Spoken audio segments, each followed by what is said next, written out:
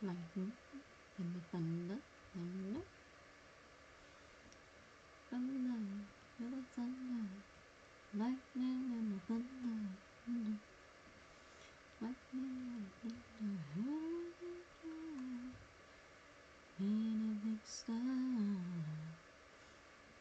not a follower, not a follower.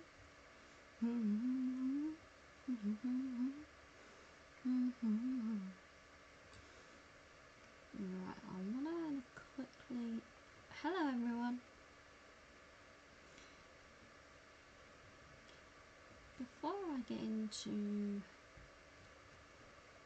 this, I want to try something out for me. I've got this canvas stuff. I want to know if I can get my hook through it.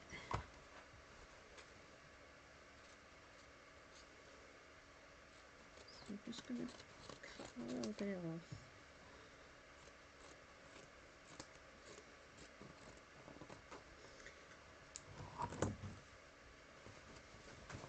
Hi Ruben, how are you doing?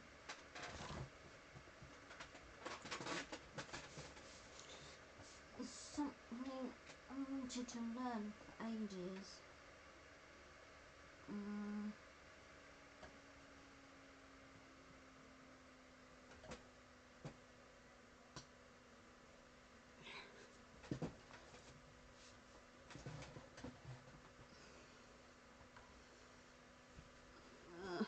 I'm in a lot of pain in my stomach, but other than that, I'm alright. Oopsie.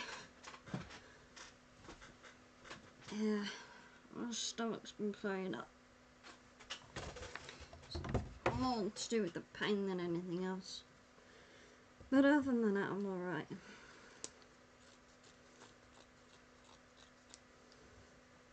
I just want to see.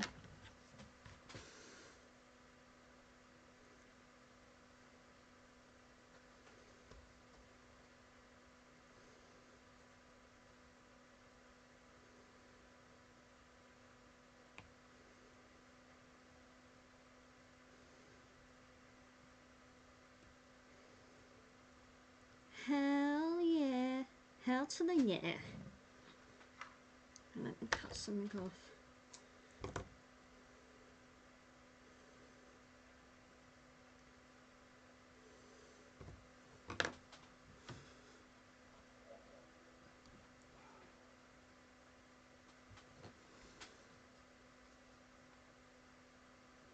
No. I'll let that goes first. Then that.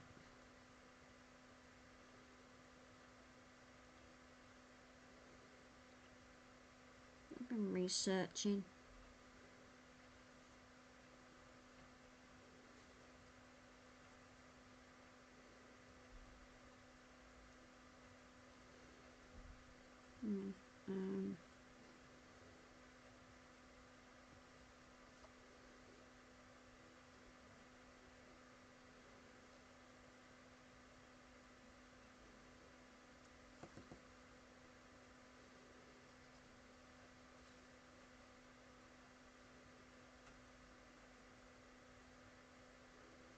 Come on.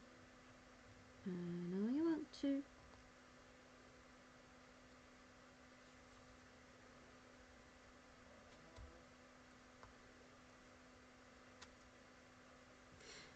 No, I'm just trying to it's called latch hooking. I don't know if you heard of it before. And I don't have the canvas or anything like that for it. I have this canvas stuff.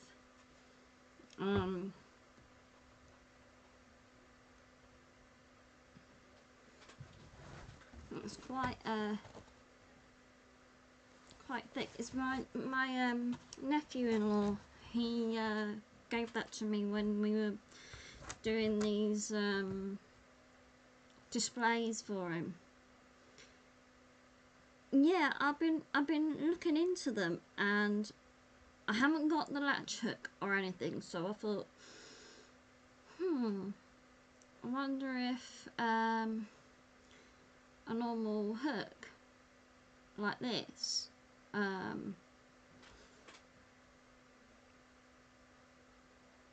I've already got smaller ones than this, but I was just seeing if that would go through.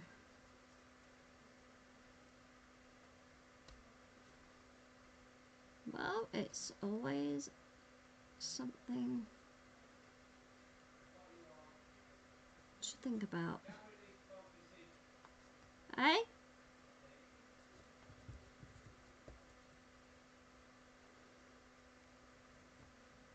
Oh, it's working. I know.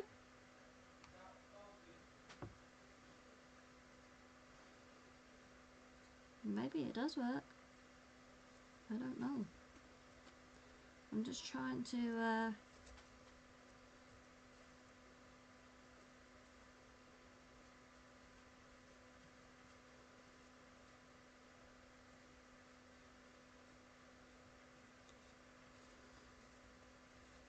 hell yeah. Hell to the yeah. It worked. It worked, it worked, it worked.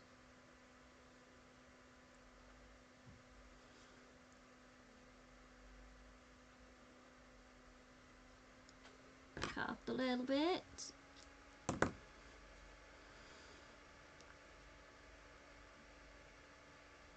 Yeah, I don't know.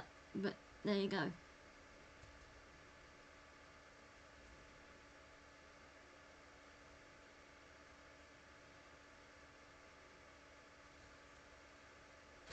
So yeah, I'm gonna give that a go. But I already researched.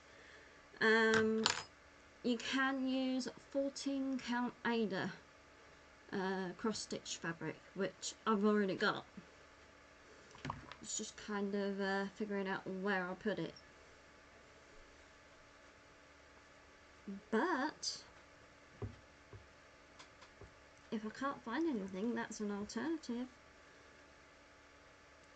I mean, it's only for practice, you know. It's only just to practice what I'm doing, so yeah, but I was looking into it and I thought,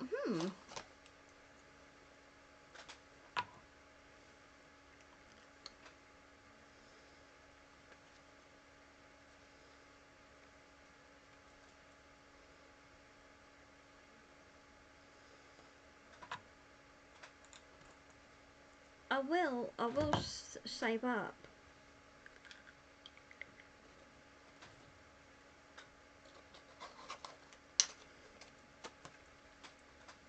I will save up for the canvas, the proper canvas stuff, so. But at least I got something to practice on with.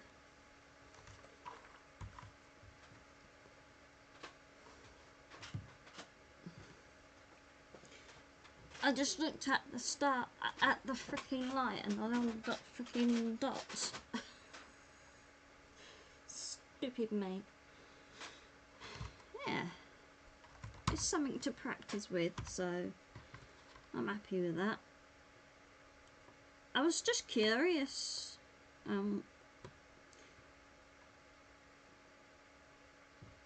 I'll probably only be making like coasters or something, so it's not going to be massively big projects, you know.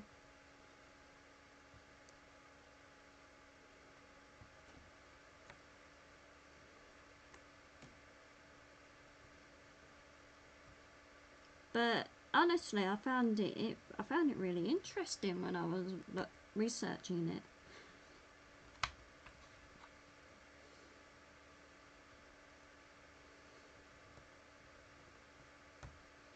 I've always wanted to try it.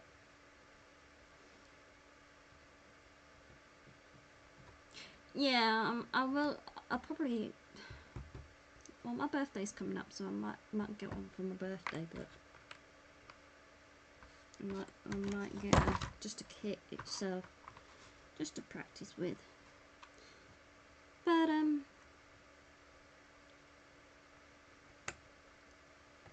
with what I got, it's not too bad.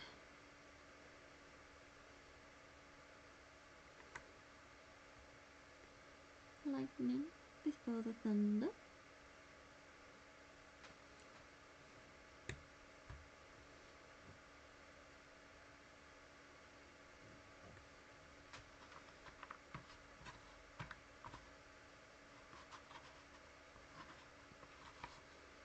It's all good fun.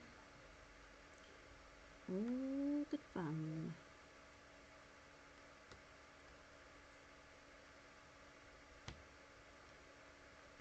Yeah, I've always wanted to try it, so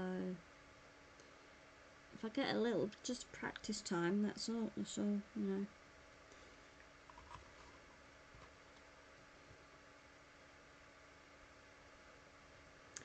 If you haven't got the stuff, improvise. That's what I always think. Make do amend.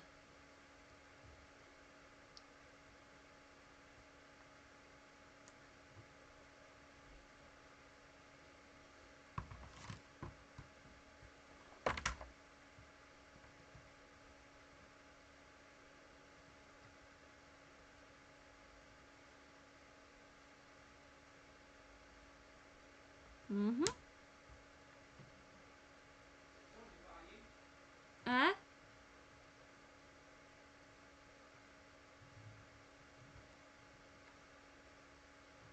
I'll show you later. I'll show you later. Smell you later? No. I said I will show you later. Afternoon, Rutha. Oh. Oh.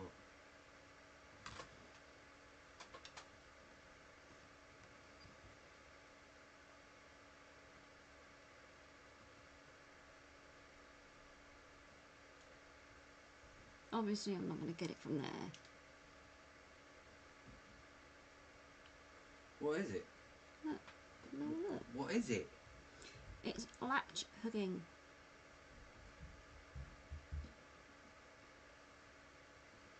Hey, Smudgy. Mummy's buying more crap. No. I've already got the yarn. There, look. Whatever you want. Not bothered. Just give me the link and I'll order it. Hello. Come here.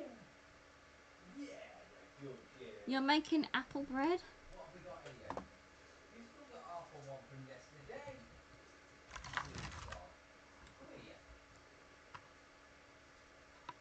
Okay. Sounds nice, Ruth Ann, actually.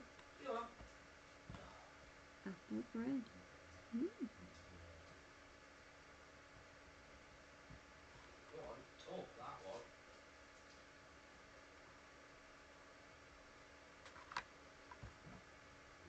Kitty. Kitty, kitty. Lightning before the thunder.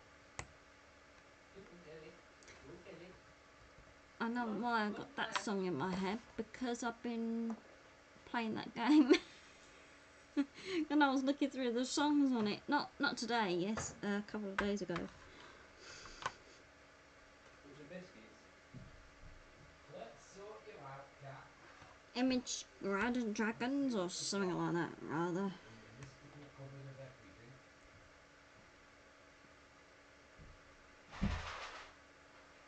New box of Vickies. Lightning before the There you go. thunder. What's your Vickies? Those games can be addictive. You're a good girl. You going back to bed? No? Yeah, she's been a bit, She's been in bed for 3 days, that cat. yeah, she's not been herself. Hello! That was fun, that was. What? That live. Hmm. Playing Huff and Puff.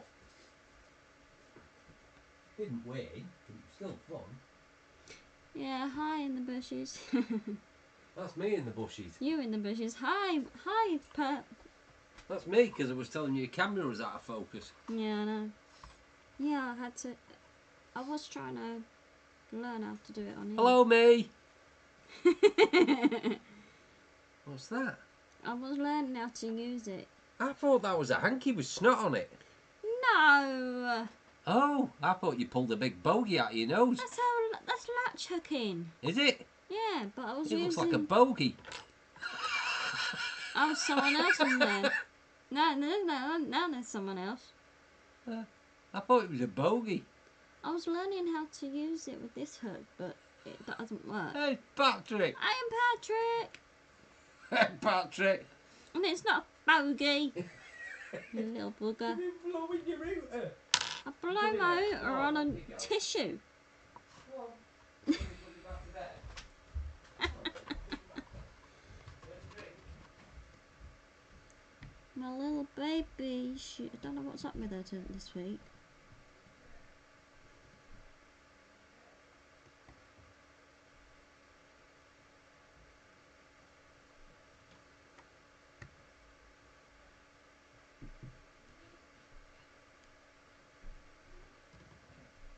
She's probably burnt herself out running around like a lunatic the past 5 days.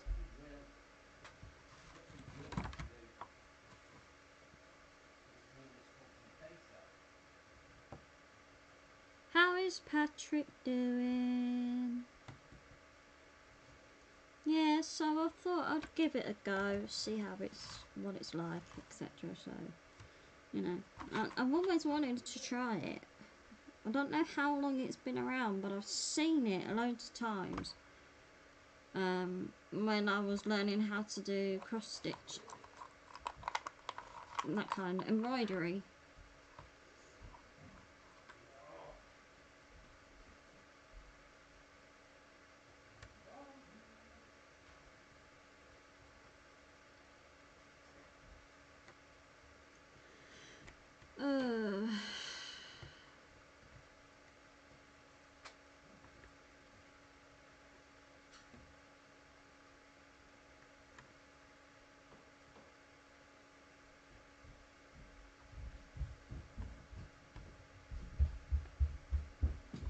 Well, that's weird. That new drill bit doesn't fit in the Dremel.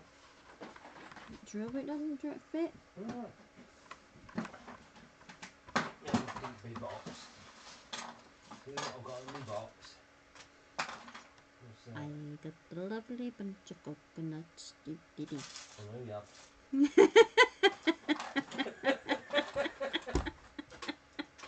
I don't know where that came from.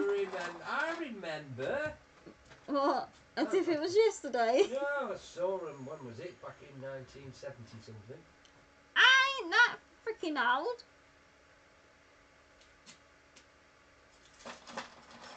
They ain't that freaking old. Jesus. I forgot I bought these specialised drill bits. I'm sure I wanted 3 mil. Standing in the road. I'm trying to think if I've got a mandrel shank in here. I what, shank? It's an adapter, it's not rude. I know. But they'll link it. No, I'm trying to find the connector. Oh, well. Ah, yeah, I have. I've got one. There's one here. That's just saved me £4. Right there, and I'll be the 40 years old in April. Who is? Me.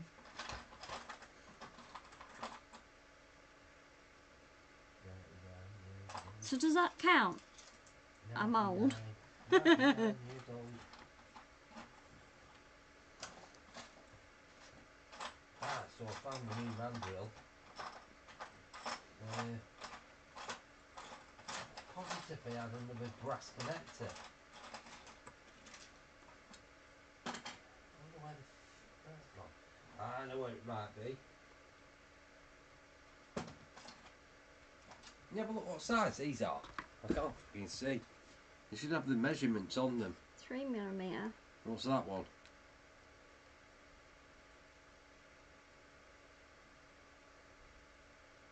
It doesn't say. 4 times 6 times. Doesn't say. Well, how big's your end compared to my end?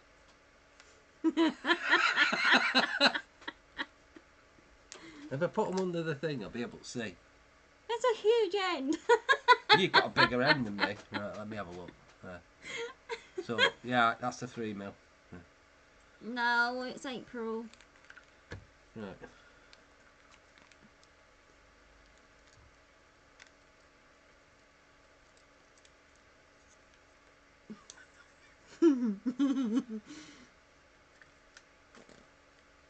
Right, so that's a 4mm. That's a 4mm length, that one. Right. It's a biggie. Hang on, if that's a 4mm, that's the L size, what I need. Oh dear. Anyway. I'll just take it all up with me. Yeah.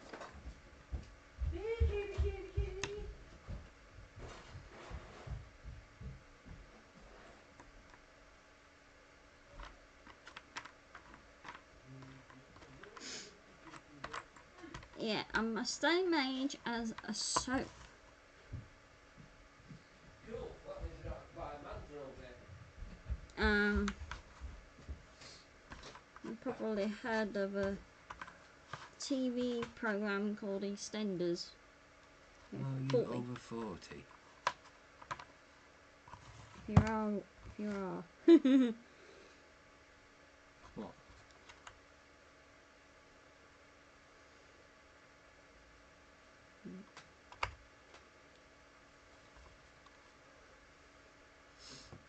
Yes.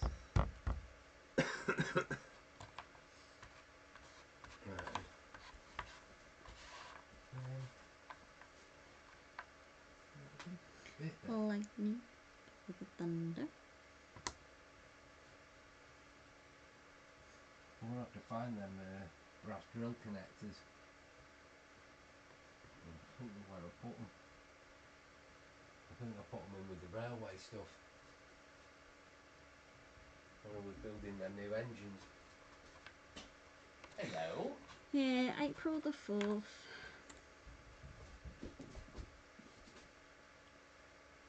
Hiya. No, you don't want done to. What's the matter, Baba? Go on there. There you go. You see the putty cap?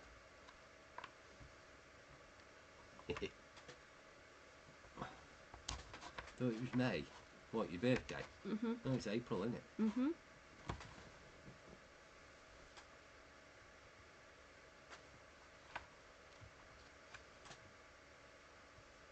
Come on then.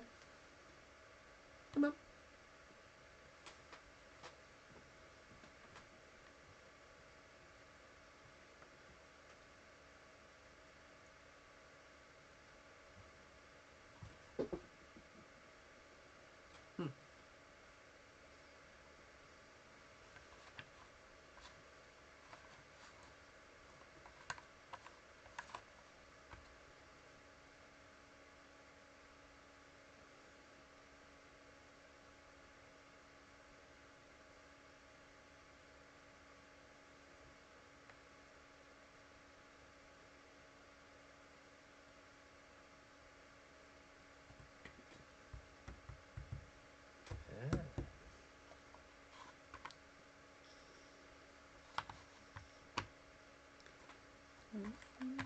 Thunder.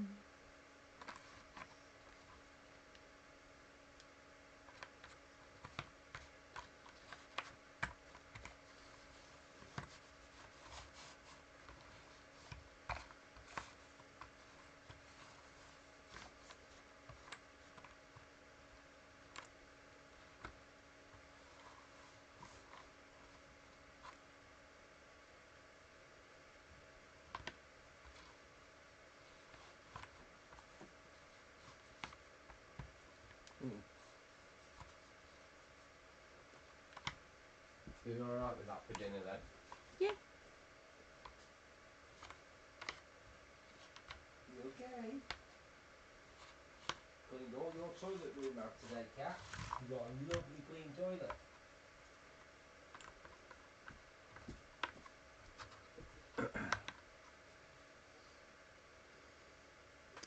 And I did the kitchen and here. I know, I've got to go through everything and throw a load of stuff away what I don't want. Now to clear out. Spring clean. Mhm. Spring clean and bin a load of stuff. You don't need or want.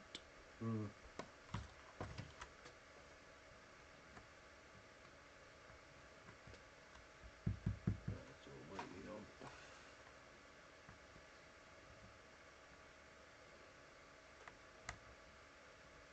Well. Mhm. Well, I want to see if I can find this brass clip.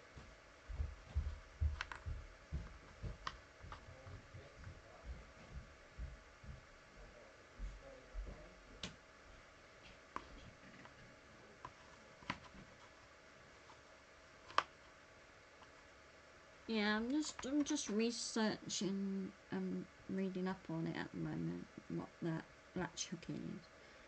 So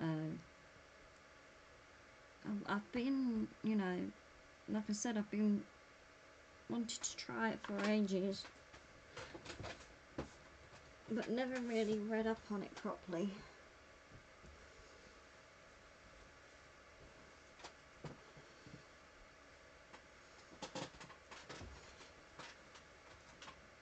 It only came up when I was researching for embroidery.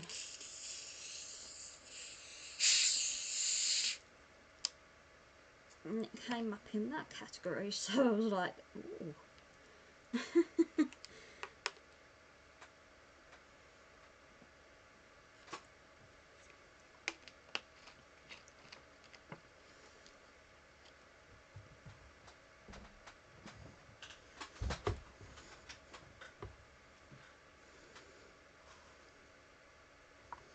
And it's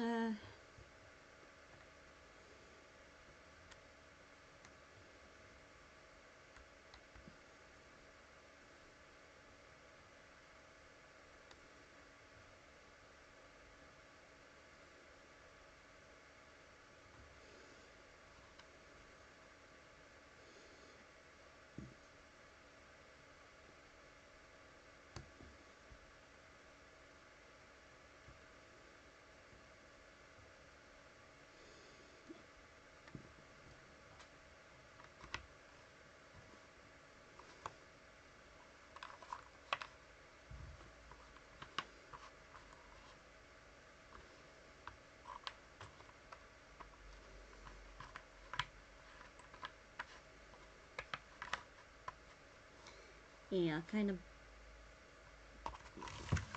went off on the Beat Labs. I was like, what the hell? I did do too well on that one.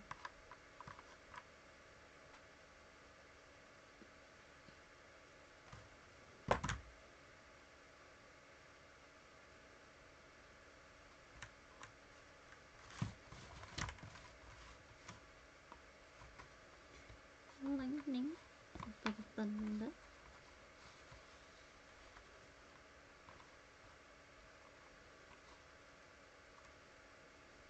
Na na na na na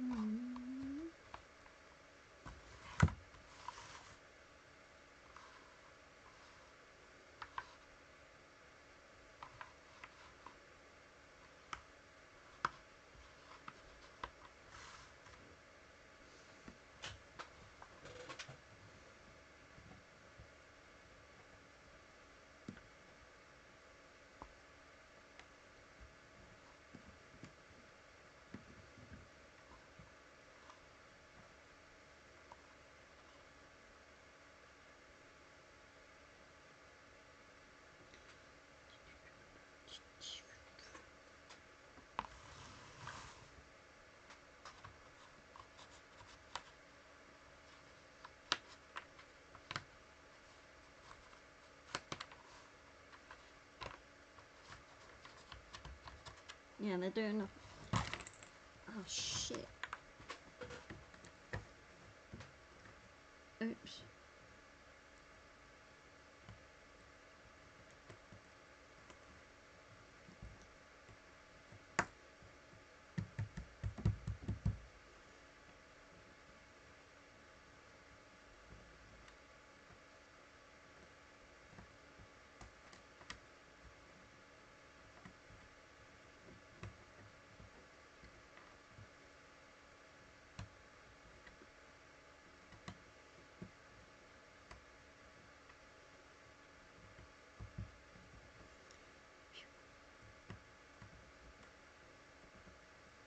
It's easy.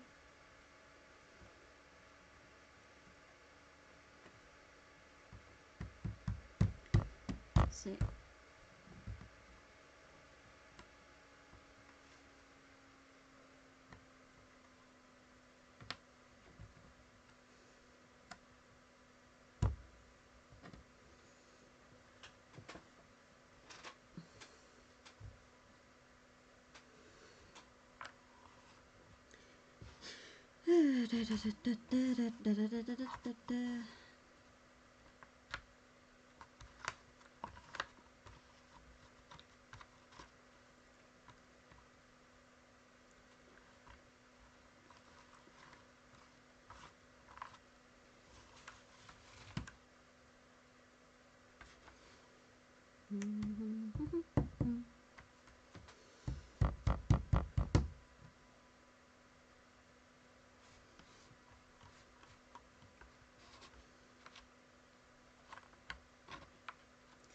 Dustbin, dustbin, dustbin man.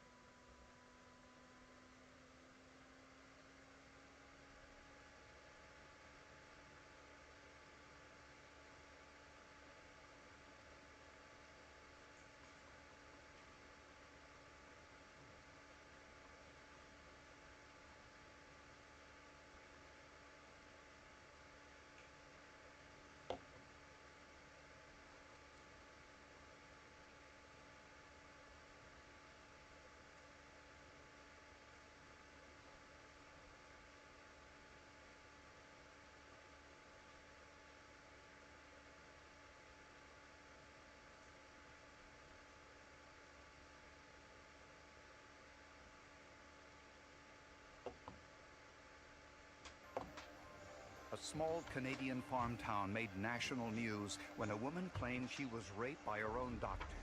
DNA tests proved the doctor was innocent. The victim insisted the DNA test was wrong. What does a high school graduate know that the world's top scientists do not?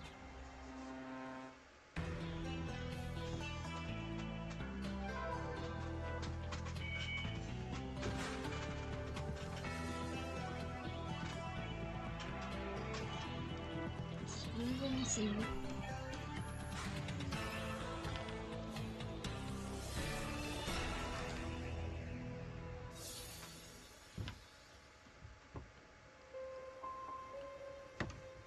Nestled along Canada's beautiful southwestern prairie is the tiny town of Kipling, Saskatchewan. The population is so sparse, the farm animals outnumber the residents. In a town this size, everyone knows one another.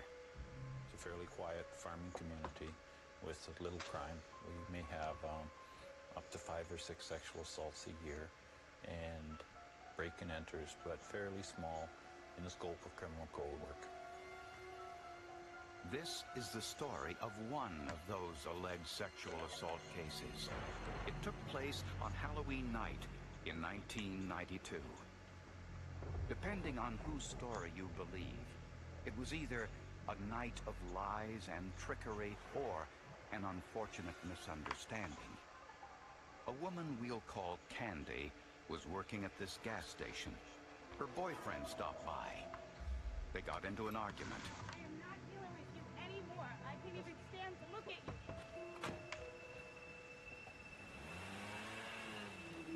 Candy drove to see her girlfriend who worked at the Kipling Memorial Union Hospital. She wasn't there. Candy appeared upset. A nurse suggested she see a doctor. Dr. John Schneeberger was on call that night. He was also Candy's doctor and had even delivered her baby. Candy says Dr. Schneeberger recommended a sedative. I wasn't really hysterical anymore, but what I told him was that I was so mad at Danny that I felt like killing him. But I didn't actually mean that I was going to go out and kill him. I was just describing how angry I was. I had just expected that he would give me a couple pills or something, just to relax my muscles, calm me down. Instead, Dr. Schneeberger gave Candy a shot. She says she went numb almost immediately. Like I had no control over my muscles. It's like all my muscles left and I was just this piece of jelly falling over. I tried to scream. As I was falling over, nothing would come out except for like a croaking noise that a frog would make. It was so scary. Candy isn't exactly sure what happened next, but believes she was raped. When a dentist freezes your gums, you can't, and he's pulling your tooth out, you can't feel the pain from the tooth, but what you can feel is pressure of the tooth moving back and forth, and that's the only way I can describe it. When she regained consciousness alone in the exam room, Candy had the presence of mind to place her underwear in an airtight bag. Candy was too dizzy to leave the hospital. The nurses insisted she spend the night. She said nothing of the alleged rape. The next day, she confronted Dr. Schneeberger. I said, "The hell was that drug you gave me last night?"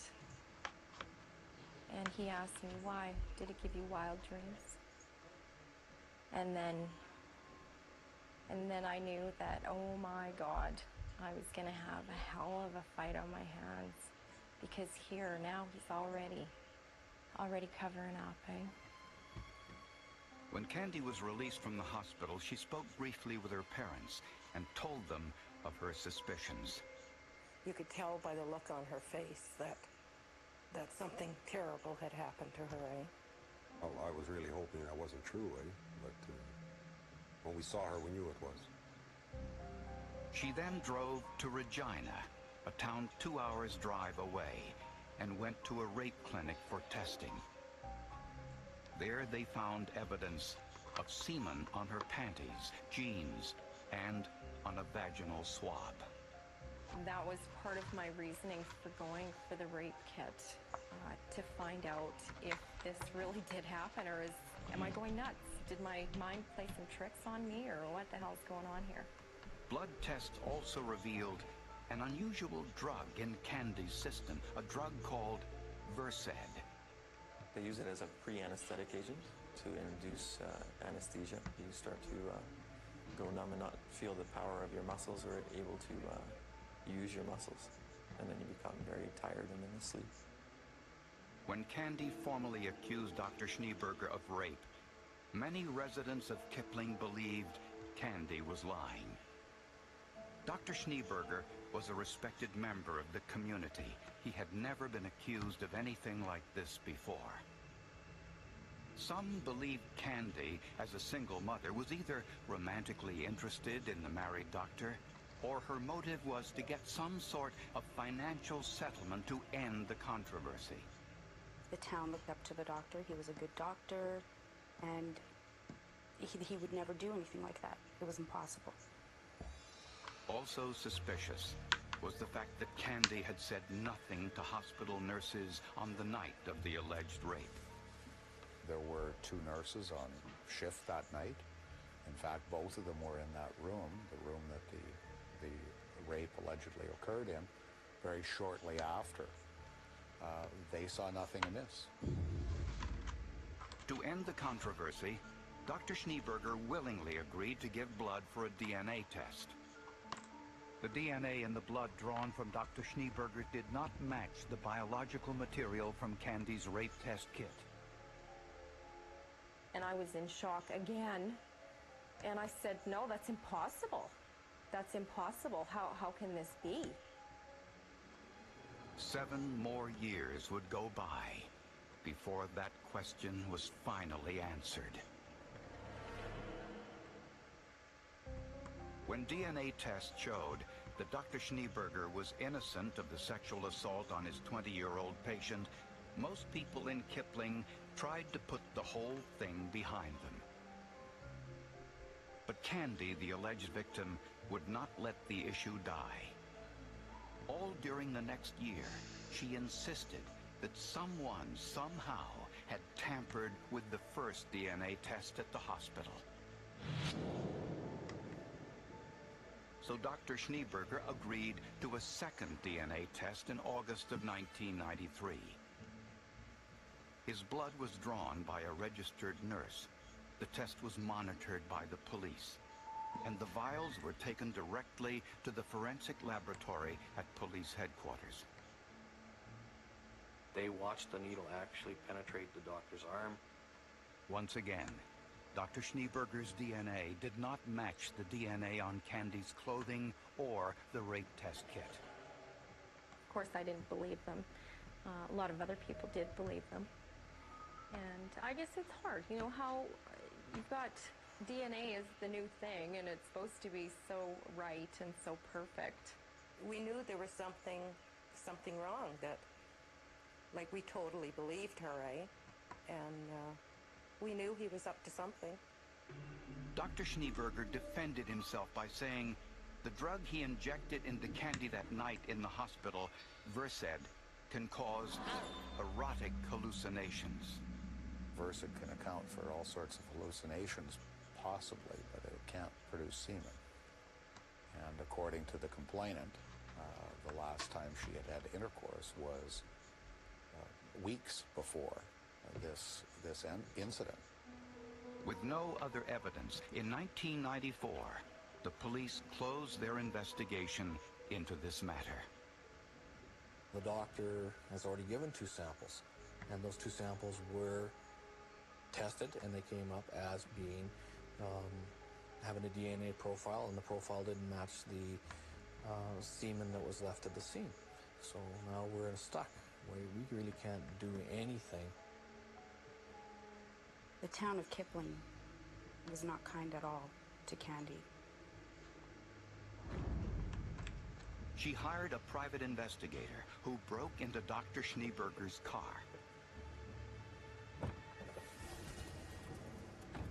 On the headrest, he found strands of hair, but there were no roots attached, so they couldn't be used for DNA testing. Also in the car was a tube of lip balm, presumably used by Dr. Schneeberger. At her own expense, Candy asked a private lab to test the epithelial cells on the end of the lip balm. Those epithelial cells would contain enough DNA for testing. And when they did, Candy finally got her first piece of positive news. The DNA from the lip balm matched the DNA from Candy's rape test kit. I knew it all along. It wasn't a shock that something was going to match, but it was a bit of relief, because at least we had that to prove to the police. But there were 2 problems. First, there was no proof that the cells were Dr. Schneeberger's. Second, the evidence couldn't be used in court since the investigator broke into the car without a warrant. But if the cells on the lip balm were those of Dr. Schneeberger, why did the DNA from his lips differ from his blood sample? To find out, Candy filed a civil suit against Dr. Schneeberger and brought charges against him with the local medical society. At the hearing, Candy sat directly across from Dr. Schneeberger's wife. If looks could kill, I would have been dead. Lisa was sitting across the table from me, and she just sat there with her arms crossed, just glaring at me like, "You little bitch, you are ruining our lives." And I just sat in my chair thinking, oh my God, you're so stupid, you know? You are so stupid, and if you don't watch it, it's going to happen to your kids too. All of this pressure prompted Dr. Schneeberger to agree to yet another DNA test. This time, the procedure was videotaped by police and performed at their forensics lab. The doctor appears friendly and helpful. The technician wants to take blood from his finger, but the doctor politely refuses, saying he has a disease that would cause his hands to bruise. That's how we usually take the sample. We don't need much blood. Since this is a voluntary test, the doctor can't be forced to do anything against his will. So the technician inserts a needle into his left arm instead. Nothing comes out. The vein was larger, or appeared much larger than I would have expected. And I thought that was a little unusual. She tries another tube, but still has trouble. Sometimes the vacuum is poor in them and would not pull the blood out of the individual's arm. Eventually, she was able to extract a sample. Afterwards, the nurse was puzzled.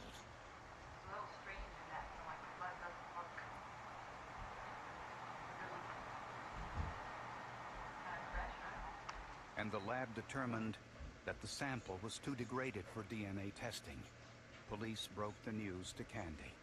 And I'm like, oh my God, whatever, like, that's bullshit. This is our last chance to get blood from him, and you guys screwed up again. Even the police were suspicious when DNA from Dr. Schneeberger's lip balm matched the DNA from Candy's rape test kit. But since Dr. Schneeberger had passed 2 prior blood DNA tests, officials were hesitant to charge him. Because of his submitting voluntarily to a DNA sample, it gave him the out that it wasn't me. There's a DNA sample showing it is not. The only person who had an opportunity, limited as it was her doctor. But we believed in the DNA testing. I mean, we believed in the science of DNA. They had to follow the rules of the Canadian justice system. I call it the Canadian criminal system, because that's basically what it is. It's the criminals that have all the rights. On April 25th, 1997, 5 years after the alleged rape, police got a break. Startling new information was discovered inside the doctor's own home. Schneeberger's stepdaughter, his wife's biological child, claimed that the doctor assaulted her too. For several years, the youngster says her stepfather had been coming into her room at night and giving her injections. His wife discovered a box full of condoms, needles, and drugs, including Versed, in the doctor's home office. I blame myself. I still blame myself. I screamed, I bawled, I was pretty disgusted because all of these years, I mean, I'm fighting to get the truth out, but also to make sure that it didn't happen to anybody else.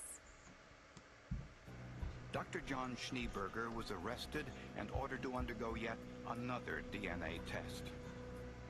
Again, the procedure was videotaped. Also advise you that we have a warrant to obtain bodily substances for the The doctor was withdrawn and silent. Police took several samples, hair, saliva, then blood. Taken from his finger, not his arm. And this time, a surprise. DNA from all 3 samples matched DNA found on Candy's vaginal swab. Oh, that was wonderful. That was what I had wanted all along. I mean, I had even offered to go chop an arm off. I would have socked him one in the nose to get that blood, no problem. It was quite a happy day because we knew we had him. That Candy was right, and everybody else that didn't believe it was wrong. But a big question remained unanswered. How did Dr. Schneeberger fool the previous blood DNA tests? It was a puzzle how those samples had come to be different than the lanced finger. Even if we knew there was something different, there was no way that we could prove anything. Especially since the nurses and police all witnessed the needle being inserted into Dr. Schneeberger's arm while the blood was drawn. On the stand, Dr. Schneeberger would reveal his secret. In November of 1999, Dr. John Schneeberger went on trial in Saskatchewan for the rape of his patient Candy and his own stepdaughter.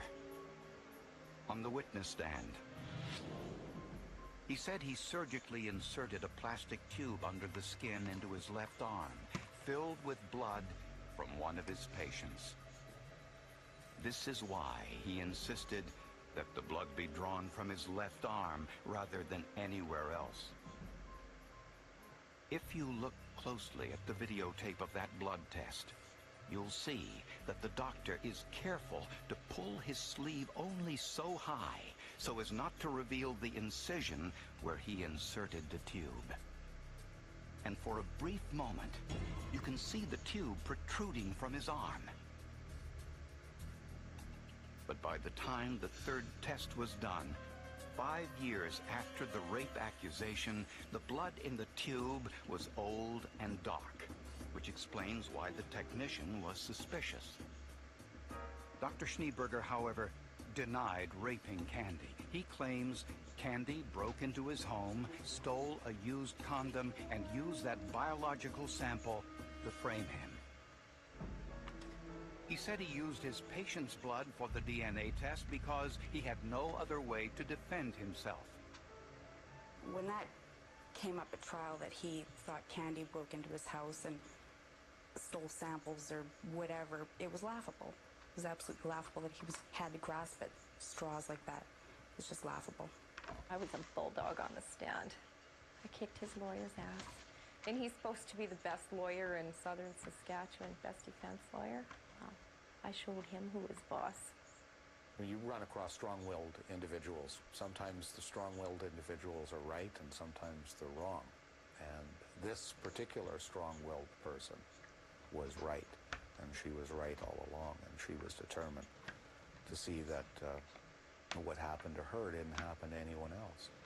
This would be right up around the top as far as being the most bizarre, the most involved, and involving all the forensic evidence here of any case that I had.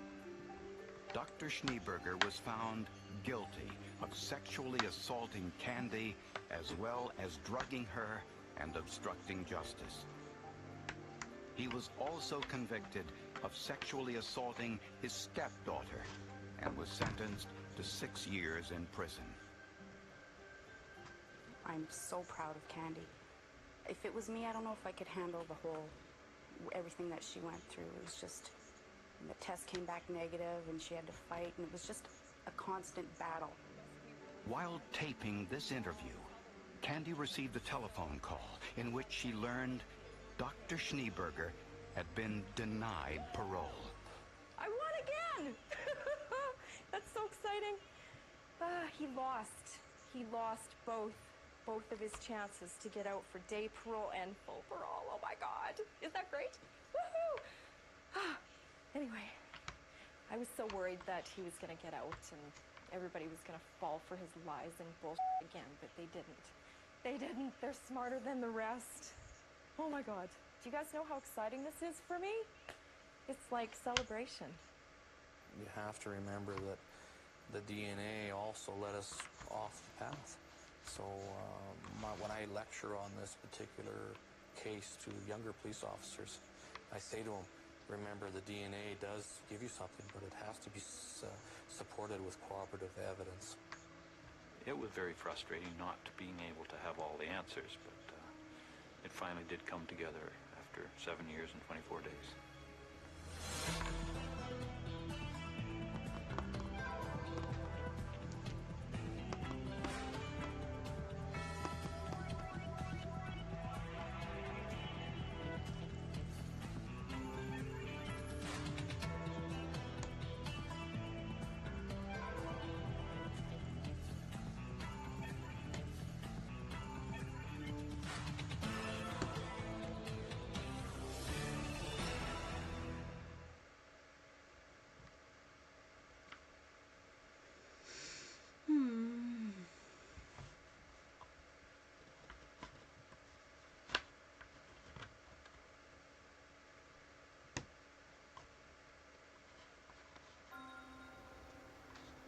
On a sweltering Texas summer day in 1993, a work crew noticed something unusual off the side of the road. Under a thicket of thorn bushes was the nude, decapitated body of a young girl. Just 200 feet away was another body, a young white male. Residents of this small town wondered who would brutally kill two young people in this way, and what was the possible motive.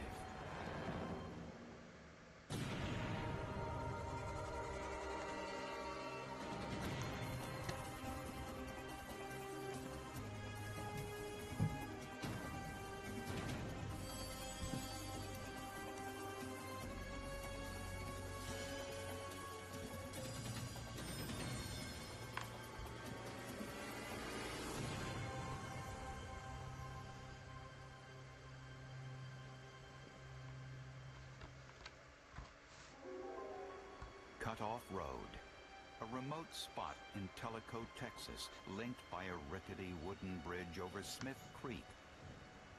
This is the area where a road crew discovered the nude body of an adolescent girl. She had been shot, stabbed, decapitated, and her hands removed. She also had extensive wounds on her abdomen, thighs, and genital area. Under the bridge was another victim, a young white male fully clothed who had been shot twice in the head with a .22 caliber pistol. On a barbed wire fence, detectives found several long blonde hairs. In the boy's back pocket was a wallet with a library card. The library card had the name, which stated James Brian King. And we thought that may be him, but we weren't sure at this point because it was not a photo ID type. It was just a card with a name on it. The girl's identification was more difficult since there were no hands for fingerprints, and with the decapitation, no opportunity for a dental comparison. She looked like a young adolescent, teenage white girl. She also had amputations of both nipples and a number of other cuts, mostly on the front of her body. She had some very long cuts down the front of the abdomen with extrusion or evisceration of part of the intestines to the outside. A rape test kit showed no signs of sexual assault. Homicide investigators visited the father of the boy, James King. And we showed Mr. King the wallet that had been retrieved from the white male's body, and he opened it and looked at some of the photos and looked at the library card, and we could tell his eyes began to get watery, and he said, yeah, you know, I recognize the wallet, you know, this is the wallet I gave to him, my son.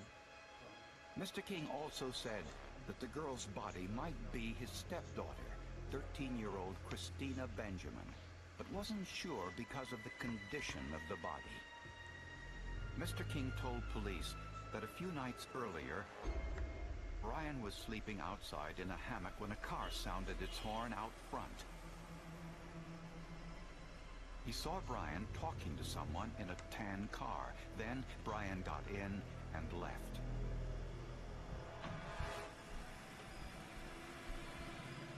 The next day, the family discovered that Christina was missing too.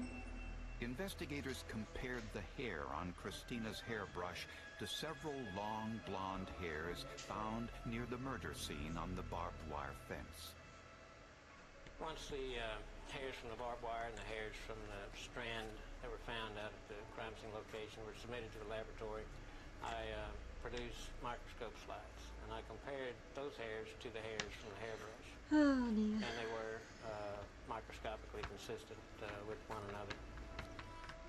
The family also provided police with an X-ray of Christina's recent foot injury. That X-ray matched an X-ray of the girl's foot taken at the autopsy. The night they found her, or the day they found her, Donna called me up that night and said, "Mom, I need some help." She said, "Chrissy, Dad, she's been murdered." And I couldn't believe it.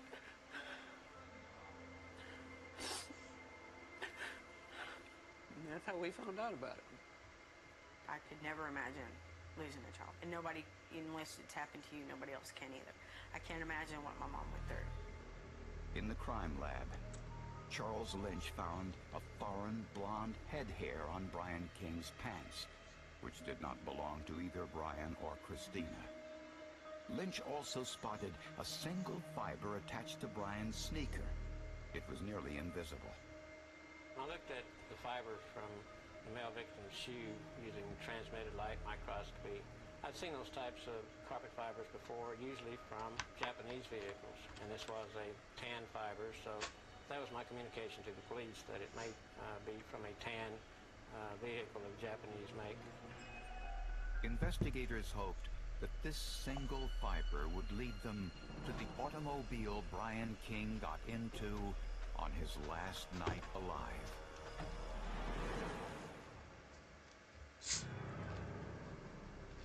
The grisly murder of two local teenagers was a highly publicized case in the small Texas community where the bodies were found. The viciousness of the murders even shocked the pathologist in this case. It's the worst case of mutilation that I've seen in my work here. I have seen other cases of mutilation and seen a lot of cases of what they call the crimes of passion or overkill, where someone's stabbed or shot multiple times. But this is the only case I've seen like this where someone had this much mutilation of the body, probably after death. Psychological profilers say that killers like this usually have aberrant drives and appetites.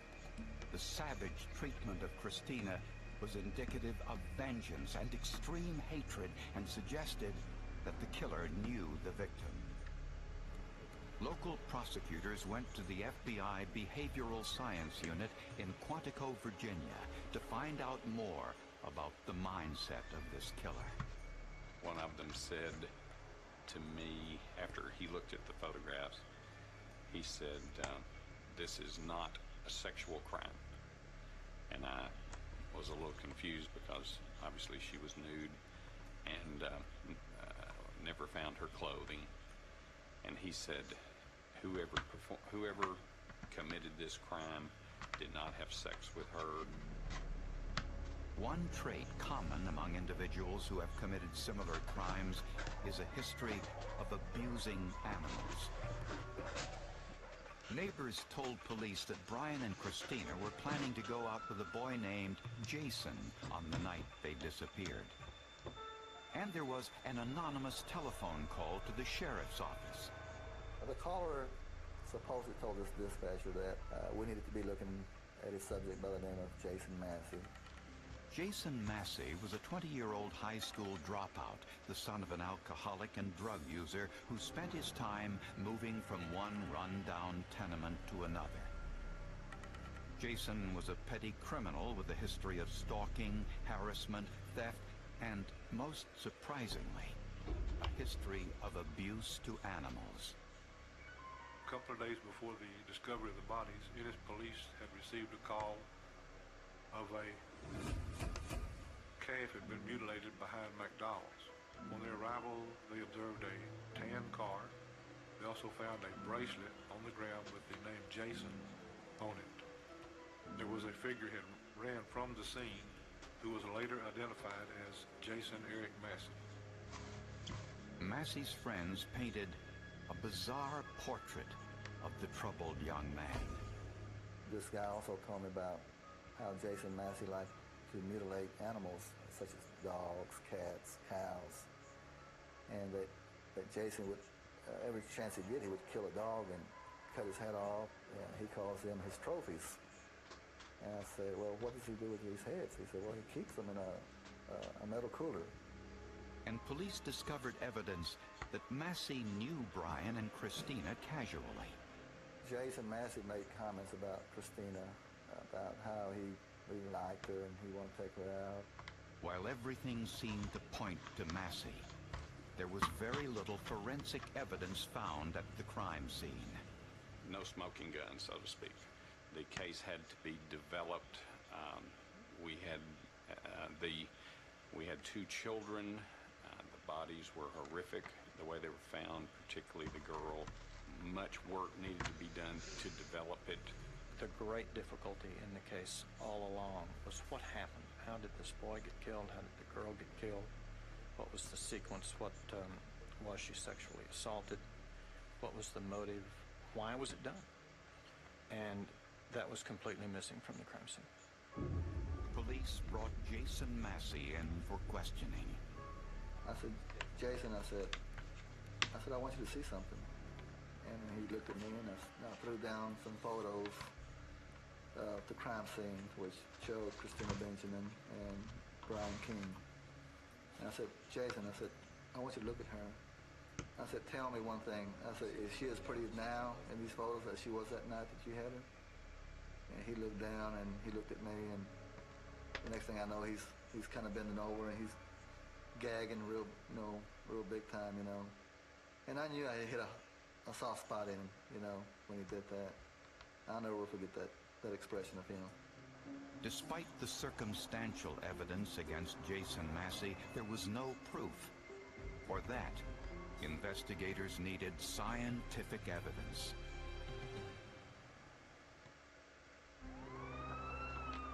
Armed with a search warrant, police collected samples of Jason Massey's hair and also impounded his Subaru automobile. A piece of the tan carpet was removed for scientific analysis. Also inside were 3 stains on the seat, which tested positive for blood. When we got into the trunk of Jason Massey's car, there was a single leaf with a blood stain on it, a roll of duct tape with apparent blood on it, and also a hammer that appeared to have blood on it. There was no sign of the .22 caliber weapon used in the murders. However, police did find a cash register receipt for some .22 caliber ammunition, as well as a set of handcuffs and a hunting knife. Investigators received another phone tip, this one saying that Massey was seen washing his car inside and out at a local car wash. Police immediately searched the contents of the vacuum machine at that car wash. Inside, they found an appointment card from Massey's probation officer and a number of long blonde hairs. Head hairs from the vehicle of Jason Massey and head hairs found at the car wash location were all microscopically Just trying to find the piece that bloody bits, and they've managed to do The a blood few. found in Massey's car was tested for DNA, This is a bit harder but it than I couldn't be thought. compared to the bodies since they were too badly degraded for See you DNA later, analysis. Instead, scientists relied on reverse paternity genotyping. By by analyzing the DNA profile of Brian and Christina's biological parents and comparing it to the DNA profile of the blood in Massey's car, scientists could see if there were similar genetic markers. We were able to determine that yes, much more certainly that blood did come from Christina Benjamin. Scientists also needed to know if the time of the deaths matched the time frame Jason Massey and his automobile were in the victim's neighborhood. Our best evidence was a forensic entomologist that looking at the larva activity found on the bodies could come up with a pretty good idea of when they were killed in relation to each other and in relation to Tamagen. Samples of the insect larvae from both bodies were sent to the prominent forensic entomologist, Dr. Neil Haskell. Haskell studied the larvae and attempted to cultivate live larvae from the same heat and humidity conditions that existed in Texas the week the bodies were found. By doing this, Dr. Haskell could approximate the time between when the flies laid their eggs on the bodies and the larvae developed to the stage in which they were found. Dr. Haskell determined that Christina and Brian died 2 days before their bodies were discovered. This coincided with the time frame that the tan automobile, similar to Massey's, was in front of Brian and Christina's home. Jason Massey was arrested and charged with capital murder. He pleaded not guilty. Jason Massey was a handsome young man, and I was worried that if he took the stand and testified that he might sway some of the jurors. Guilt or innocence would be determined by the forensic evidence. No one of those sciences was able to show beyond a reasonable doubt that Massey committed the crime, but put all together, it meant that either Massey had committed the crime or he had to be the most unlucky person in the history of the world, because every piece of evidence pointed toward him. Before the trial ended, prosecutors learned even more about Jason Massey. Information that would seal his fate. In 1994, Jason Massey went on trial in Texas for the murders of 14-year-old Brian King and 13-year-old Christina Benjamin. Prosecutors believe that both Brian and Christina got into Jason Massey's car around midnight on July 27th for a ride in the country. Prosecutors also believe Massey's plans included much more than just a ride. Massey stopped his car on the Cutoff Road Bridge and shot Brian King twice in the head at point-blank range with a .22 caliber pistol. He then pushed him out of the car off the side of the bridge. Christina got out of the car and ran. Jason followed, shot her in the back, but the wound wasn't fatal. Later, he shot her in the head, then stabbed her.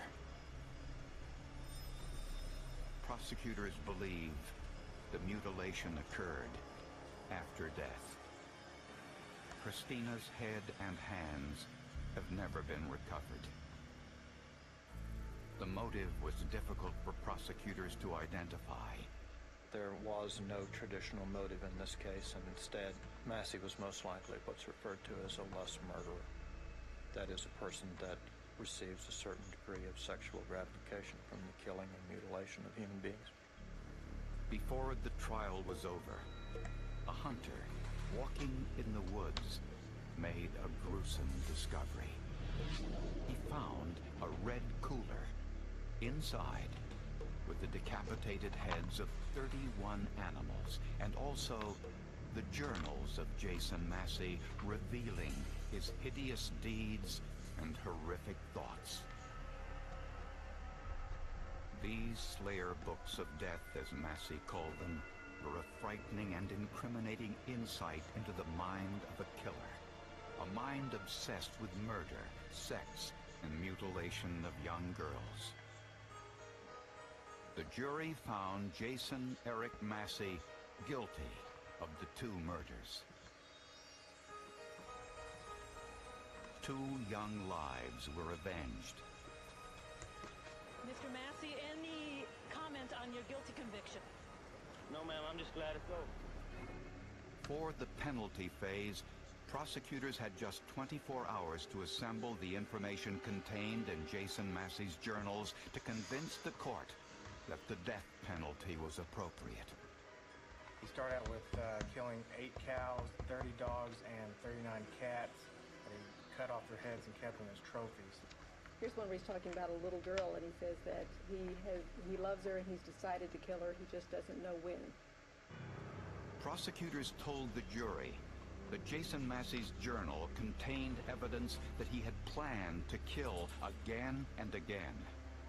Massey's writings revealed that his greatest aspiration in life was to become the most famous serial killer in America. We wanted the jury to know just the kind of person that we were dealing with.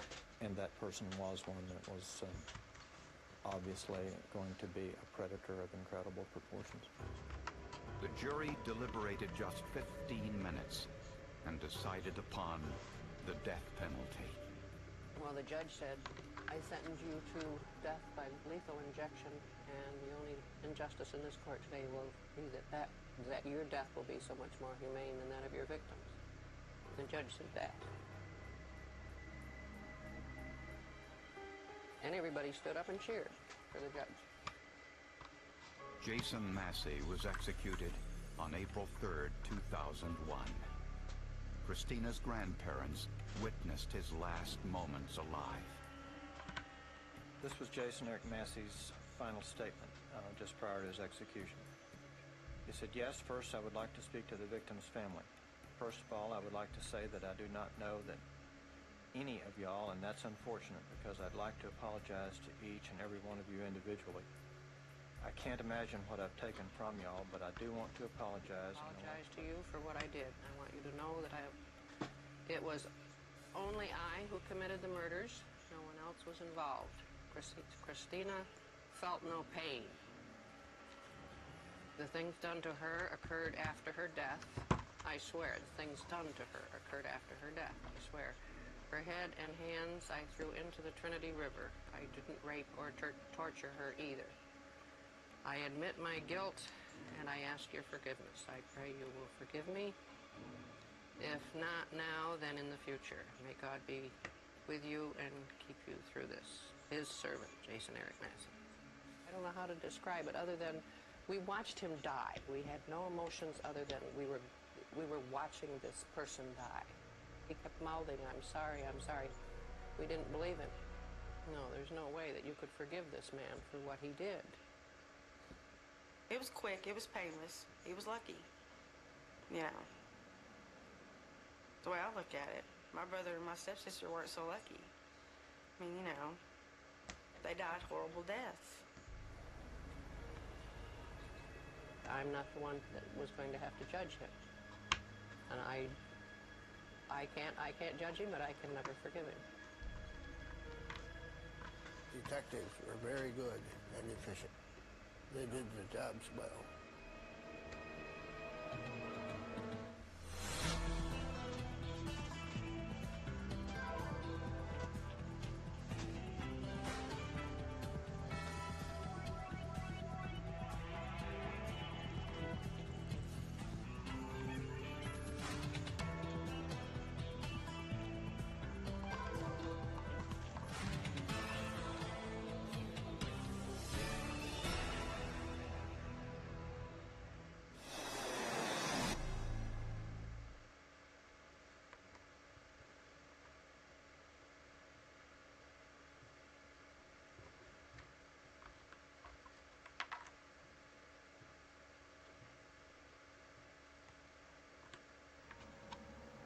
In 1981, a witness claimed she saw the brutal murder and cremation of a woman underneath a tree on a stretch of deserted farmland.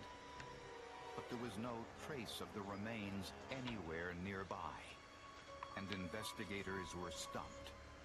For answers, they turned to the science of forensic geology.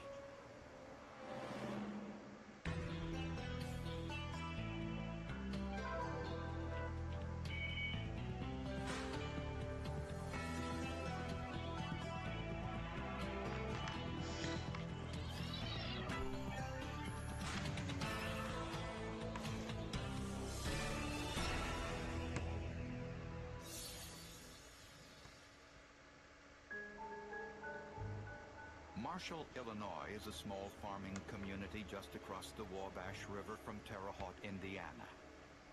The rich soil feeds vast fields of corn and acres of soybeans.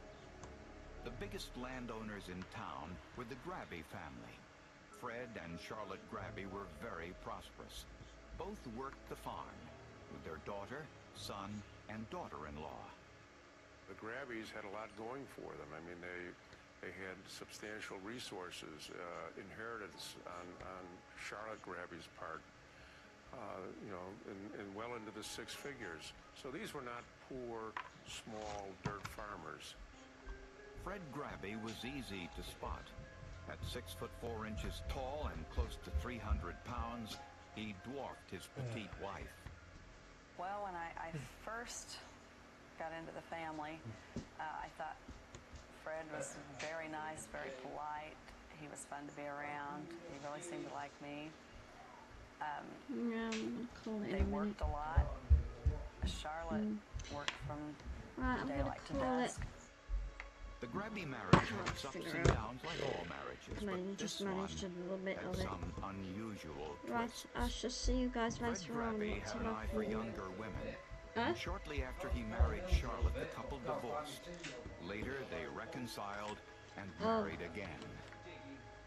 But in 1981, Charlotte again asked for a divorce, and Fred moved out of the main house into a smaller cabin on the farm.